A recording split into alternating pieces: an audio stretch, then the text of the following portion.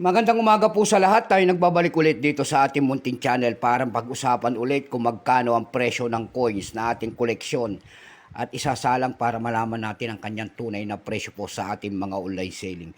Ayan, magandang umaga po guys. Ang pag-usapan natin barya ay pera po ng Poland. Ayan.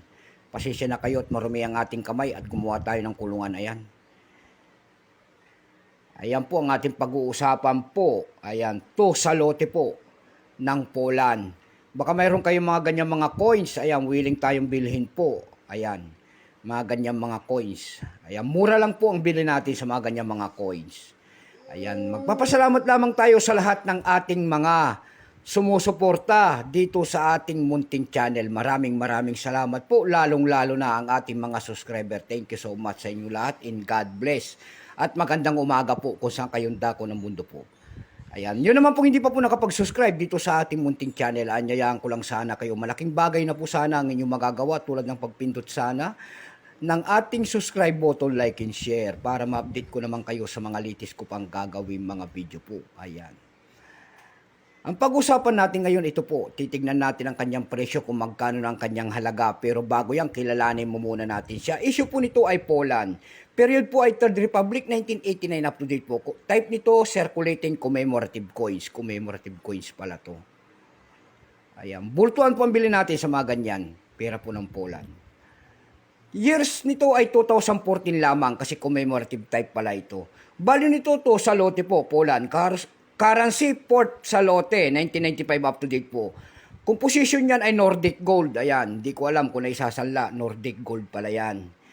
May bigat lamang itong 8.15 grams. May haba pong 27 mm. May kapal po naman itong 2 mm. Hugis po bilog. Orientation yan ay medal alignment. Number N-59258. Reference number Y-919. John Paul II. Ayan, siya pala yan, si John Paul II. Republic of Poland. Coat of Arms. Ayan.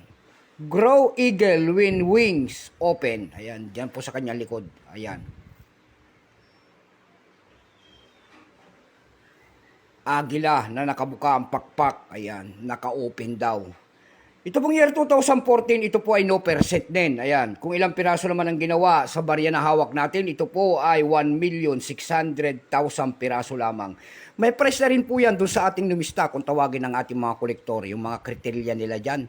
Ayan, mga tinatawag nila ng ating mga numista na kanyang very fine, kung tawagin nila ay 61 pesos. Kung yung extra fine naman ay 80 pesos, almost ang circulated ay nagkakalaga po ng 91 pesos. Ang circulated ay 91 pesos din.